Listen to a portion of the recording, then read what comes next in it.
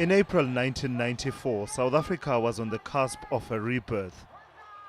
On the 7th of that month, then ANC President Nelson Mandela addressed a gala dinner, assuring members of the Indian, Greek and Chinese communities they had a place in South Africa's peaceful future. In the short time Madiba spent on the podium, further north in Rwanda, thousands lost their lives as the bloodiest chapter in the country's history began, written in the blood of more than 800,000 people. The militiamen would just come passing by and looking at people. Dead bodies were lying everywhere. Michael Rwarinda was 17 at the time. He says he owes his life to the Hutu family who risked their own lives to shelter him. Memories of the terror he lived through haunt him to this day. The story was that Tutsis are finished. Some people are saying it's their fault. Why did they kill our president? Others were thinking of getting out of the city. The conversation was kind of diverse, but it was in a survival mode, kind of. Everybody was thinking of what next? What's going to happen?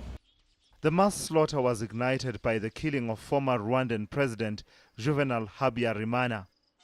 But the build-up in tensions between the majority Hutu and minority Tutsi spanned generations, with massacres occurring as far back as 1959.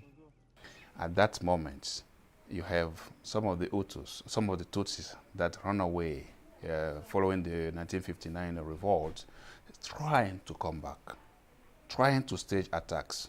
But every time you have an attack, the reprisal is on the Tutsis that live. 10,000 of them will be killed, 130,000 will be expelled from the country, and it is systematic. The international community turned a blind eye.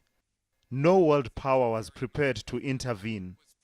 I believed at that time that I was doing my best, but I realized after the genocide that there was more that I could and should have done to sound the alarm and rally support.